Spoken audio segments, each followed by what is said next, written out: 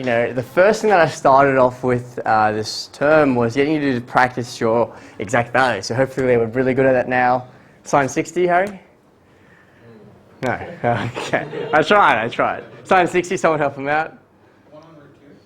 Sine 60, right, root 3 and 2.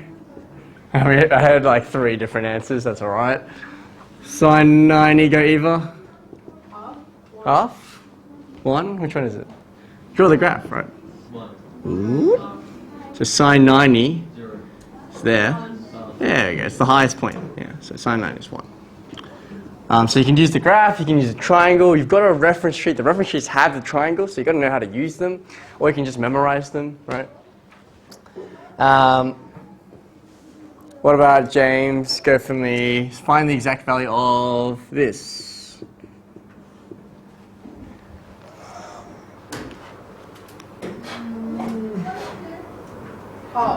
Half? Half? Yeah? Yes. Yeah? Yes. No. You don't agree with that? Wait. No, it's like it's bigger than half. It's bigger than half. Well, you're trying to think about the graph. Yeah. 90. Where's 15? It's like there. I do not know. I'm gonna say 0.95. It's actually a trick question. You don't know the exact value. It's higher than big. It's not one of the given exact values, at least. But there are ways to work it out, right? What did you put when you put in cos 15? What did you get? Put it in for me. Like 0.96592. All right, memorize that. And Joel, you're going to put in this for me. Into your calculator. What? So these two are the same thing. Bit strange, right? This is a very short expression, this is a very long one, right? But these are the same things, somehow. We'll get into why in a moment. But can you see why writing cos 15 in this form is helpful? Why is it helpful? Because we know those are. We do, these are defined exact values that we can use, right? Sine 60, we know that that's root 3 on 2. Sine 45, we don't have that there, but yeah, good. We do know that one. 1 on root 2. And then here, one way I memorize is like it's kind of going the other way. So that's well, it's not so not reciprocated, but it's like sine 30 is the same as cos 60 because they are complementary angles, right? So that's going to be half, and cos 45. Well, if they're complementary, right, these two should be the same. Yeah, so that's 1 on root 2 as well. Can we simplify this? Yeah, we can put this on the common denominator kind of thing. We just put them together here, so just multiplying these guys out. And this is interesting because they both have the same denominator. So how can I write this?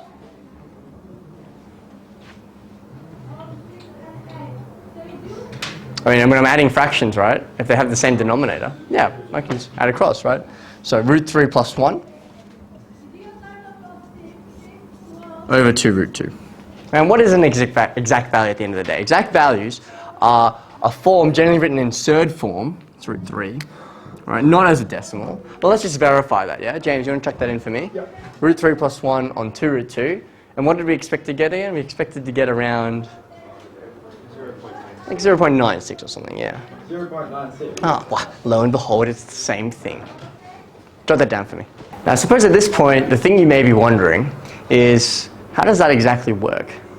Right? Why is cos 15 somehow the same as sine 60 times sine 45 plus cos 60 times cos 45? And the trick to this is, yeah, what are you thinking? There's an interesting relationship between these two values. If you subtract them from each other, that's how we can get 15 degrees here. Do 60 minus 45, and that's how you can get 15 degrees. This is what we call the sums and differences expansion.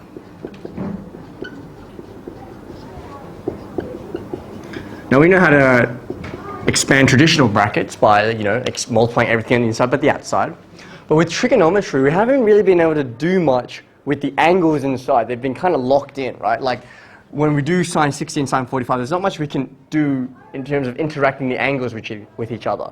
But this whole topic of further trig identities is going to see how can we address that. How can we change what cos 15 is and write it in different ways. And you can see exactly why I want to do that, because it allows us to find exact values of things you wouldn't have been able to do before. So here's the first expansion that we looked at. So if I have cos of A minus B, I can write that as cos A cos B plus sine A sine B. You write that down for me. Here's our first sum and difference expansion. This is actually a difference expansion, right? So what are A and B in this situation? Well, A and B, yeah, just 60 and 45. So, well, hang on. This, another way you can think of it, is just cos 60 minus 45, right? And so that's our difference expansion. But this is called the sums and differences, so we should have a sum expansion, and we do. What's this?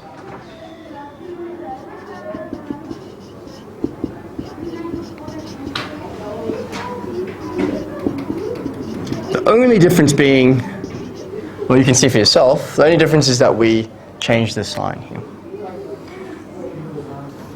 Yeah, don't mix up your rules, right?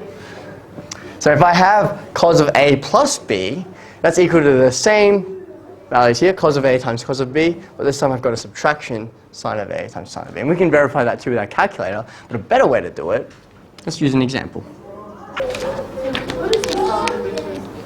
Yes, so we generally say that this guy here isn't, oh sorry, like, well, because you're looking at this one here as well. Yeah, it's a bit confusing, like, yeah, which one's the sum, which one's the difference. In some sense, it almost doesn't really matter, right? As long as you remember the correct identity or use the correct identity.